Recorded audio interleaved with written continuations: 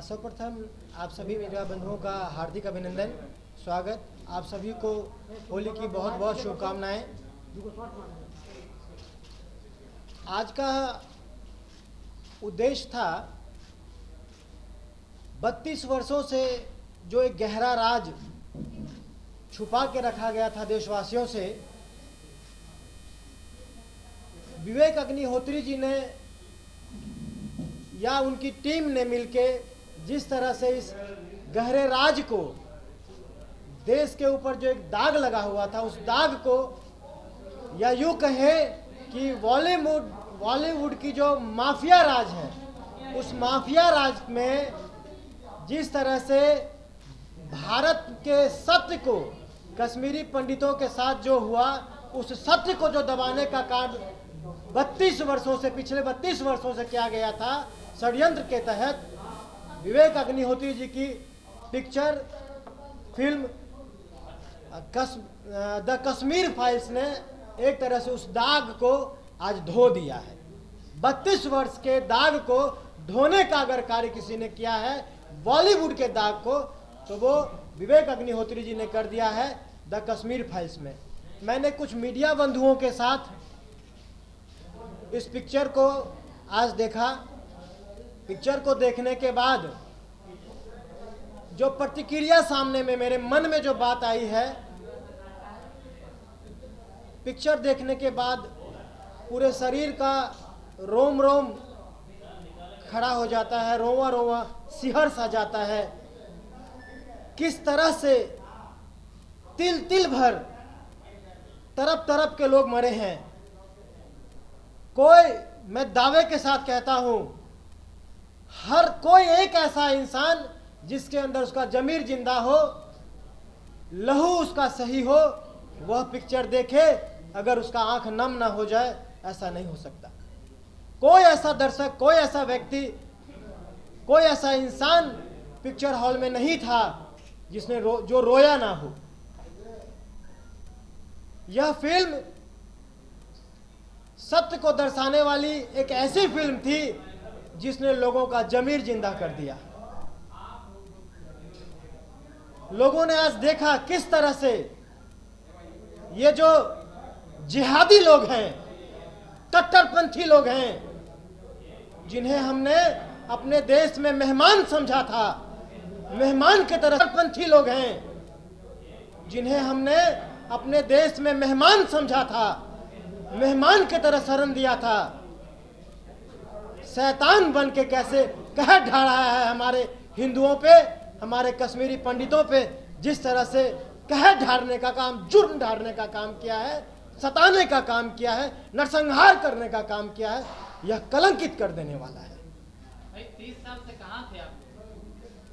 30 साल से मैं ही नहीं, भारत के जन जन और कण कण से इस सत्य को छुपाया गया था, कोई जान ही नहीं पाया था।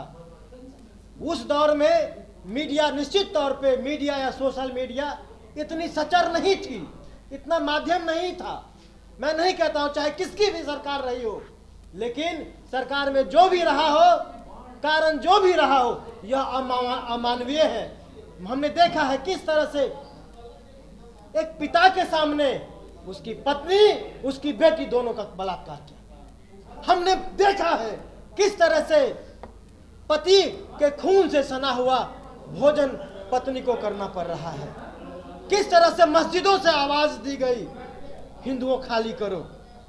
हमारे देश में हमें ही खाली करने के लिए कहा गया, हमारे घर से जबरन हमें निकाला गया। और ये फिल्म सिर्फ 32 साल की घटना को, उस तथ्य को उजागर करने का ही फिल्म नहीं है। यह पिक्चर आने वाले 32 साल के बाद जो देश का परिदृश्य होगा, उसका एक छोटा सा ट्रेलर मात्र है।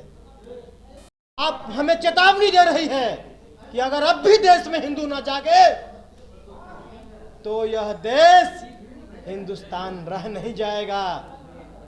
जब इतनी कम मुट्ठी भर संख्या में आपको जबरदस्ती भगा दिया गया, जब ये मेजॉरिटी में होंगे तो क्या होगा, ये समझने और सोचने वाली बात है। जिस तरह से शरीर में एक फोड़ा होता है और वो कैंसर हो जाता है, भयावह कैंसर का रूप ले लेता है।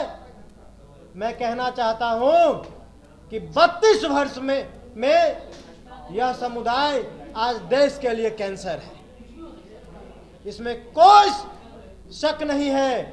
इस कैंसर का इलाज अगर समय रहते नहीं किया गया तो जिस तरह से अंग काटना पड़ता है या प्राण से हाथ धोना पड़ता है, उसी तरह से या तो देश का विभाजन तय है, अन्यथा देश से हमें हाथ धो बैठना पड़ेगा। यह देश हमारे रहने लायक नहीं रहने दिया जाएगा।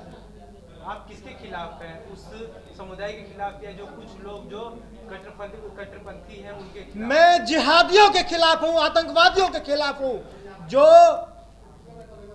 एक जाति विशेष का मुखौटा ओढ़ के पूरे देश का विनाश करने में लगे हुए हैं। मैं गजेंद्र झा उसकी खिलाफत करता है, जो हमारे देश में रह के हमारे उसी थाली में खाते हैं, उसी में छेद करने का काम करते हैं, हिंदुस्तान में रह के पाकिस्तान का गाना गाते हैं। मैं उनके विरोधी हूं, मैं उनका विरोध करता हूं। कोई उपाय करना चाहिए, क्या उपाय आपकी नजर में है? 2 उपाय सबसे पहले होना चाहिए। इस देश में अगर आप भारत को भारत, हिंदुस्तान को हिंदुस्तान रहने देना चाहते हैं, सनातन धर्म इस देश में रहे, इस देश में अगर चाहते हैं कि हिंदू इस देश में रहे, तो सबसे पहले जनसंख्या नियंत्रण होना चाहिए बिना किसी शर्त पे। तुरंत जनसंख्या नियंत्रण की मांग करता हूं, अविलंब। दूसरी बात, जो इस देश में रह के वंदे मातरम नहीं कह सकता, जो भारत माता की जय कहने में जिसको संकोच है, उसको अविलंब देश से निकाल दीजिए। उनको इस देश में उनका कोई काम नहीं। देखिए, ऐसा नहीं है, पिक्चरें कई मुद्दों पे हमेशा से बनती आ रही हैं, लेकिन जब आपके मुन्ना भाई, चिल्ला भाई, फल्ला भाई पे मूवी बनती है, कहाँ किसी कोई हिंदू विरोध करता है? हम अपने पैसे से, अपनी गाड़ी कमाई से जाके देखते हैं, आपके हॉल को भर देते हैं।